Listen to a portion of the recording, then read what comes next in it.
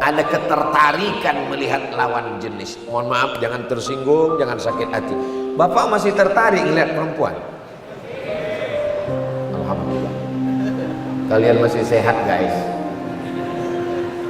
Dulu dikhawatirkan anak laki-laki mengganggu anak perempuan. Sekarang anak laki-laki mengganggu laki-laki. Ya Allah, selamatkan generasi ini dari LGBT. Support dari Barat, Eropa, Amerika luar biasa. Ini fitnah akhir zaman. Maka didik anak-anak kita dengan pendidikan yang benar, pendidikan yang islami. Jangan sampai terjerumus pada perbuatan bangsa kaum Sadum. Kampungnya disebut dengan kaum Sadum. Perbuatan mereka itu yang disebut dengan sodomi. Nauzubillah. Namanya dibuat keren, LGBT. Padahal ini jangan dibuat keren-kerenan, jangan ditutupi namanya. Bilang aja nama yang sesungguhnya, pencinta lobang tai. Ustaz Somad jangan ngomong begitu di masjid, depan kiai, nggak sopan. Omongan Ustaz jorok, kotor. Kalian tahu omongan itu kotor, kalian tahu omongan itu jorok, mendengarnya saja menjijikkan, apalagi yang melakukannya. Tapi kenapa kalian tonton filmnya?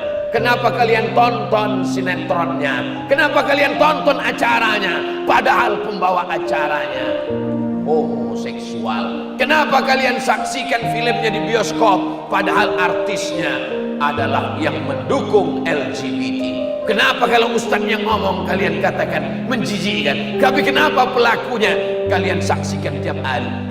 Dari mulai pagi jam 6 sampai jam 6 sore, tontonlah TV kita. Ambil kertas, ambil pena. Berapa sinetron, berapa acara, berapa podcast, bintang tamunya diundang, dikasih panggung, diberikan acara supaya ditonton masyarakat.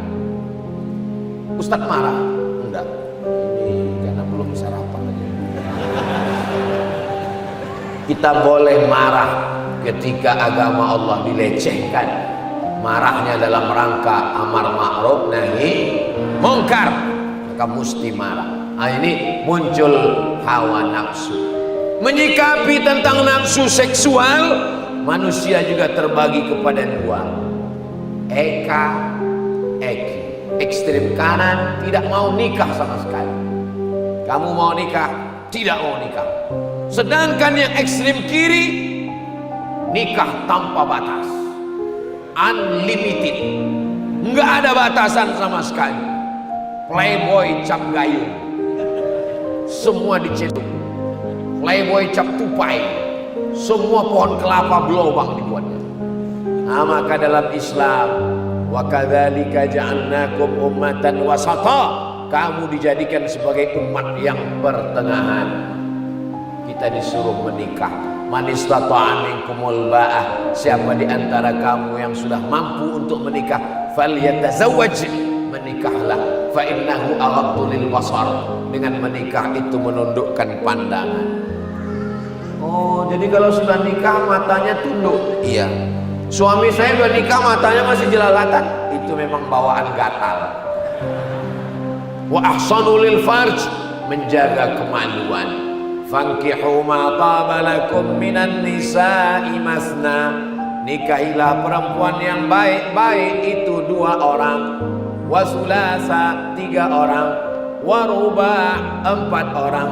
Fa in khiftum, kalau kamu takut alla ta'dilu, tidak bersikap adil, fawahidah, cukup 1 saja. Jadi semua bapak-bapak ini yang istrinya 1 itu termasuk orang yang fa'in khiftum, takut. Takut. Tapi dalam ayat ini takut tidak adil. Kalau yang di sini takut kepada istrinya. Bapak-bapak yang takut kepada istrinya karena istrinya bertanya, kamu sudah sholat apa belum? Kamu sudah ke masjid apa belum? Sedang berada di mana? Pulang jam berapa? Jangan main-main jalan sama siapa? Jangan bergaul dengan orang yang tidak baik. Maka bersyukurlah Pak, dengan istrimu itu kau sudah terjaga imanmu. Apa nikmat yang paling besar? Bukan mobil, bukan rumah, bukan uang. Nikmat terbesar adalah imra'atun salihah, istri yang salihah, tu'inu ala imanihi, yang membantu iman suami.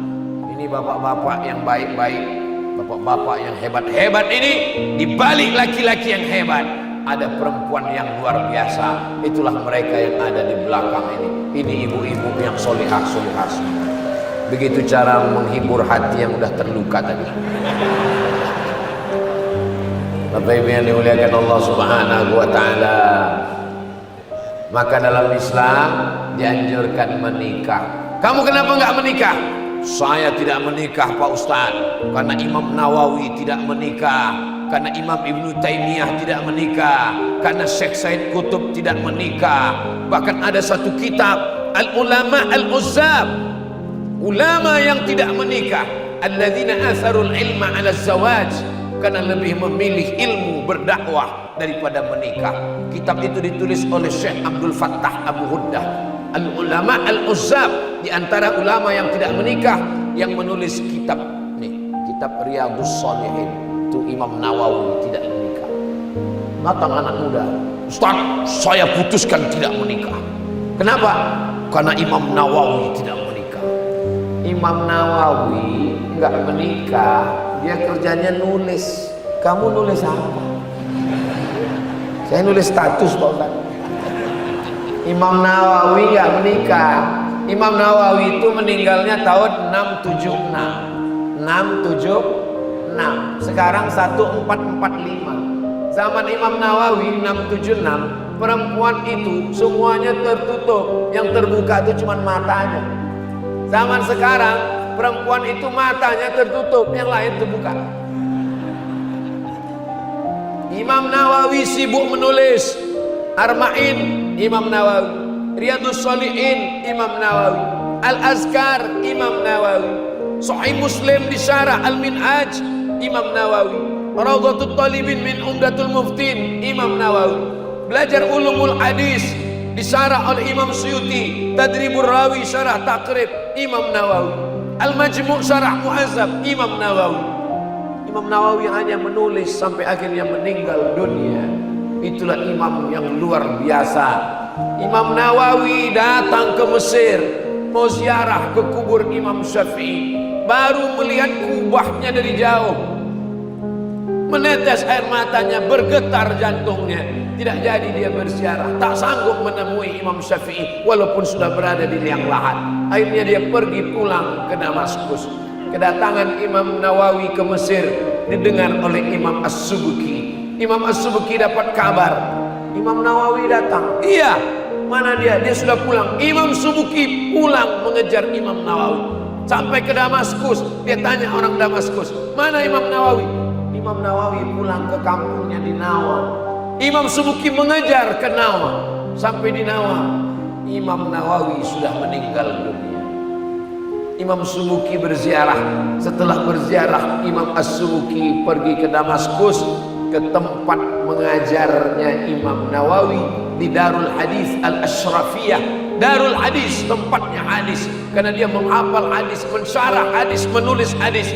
Sampai di situ Imam As-Subki bertanya, mana tapak kaki Imam Nawawi ketika mengajar? Ditunjukkan mereka, di sini bekas tapak kaki Imam Nawawi. Imam As-Subki meletakkan pipinya di telapak kaki Imam Nawawi bekas dia mengajar karena kerinduannya. Tapi jangan gara-gara ini jamaah di sini meletakkan ulama besar yang luar biasa. Bahkan ada penelitian, kitab pertama paling populer di tengah umat Islam Al-Quran, yang kedua adalah kitab Riyadhus Shalihin. Apa maknanya? Saya mau menyampaikan, memang ada orang-orang yang khusus yang luar biasa, tapi jangan anak-anak muda. Imam Nawawi tetap kalian baca kitabnya, tapi menikah tetap menikah. Mudah-mudahan yang jomblo-jomblo segera ketemu dengan jodohnya, insya Allah.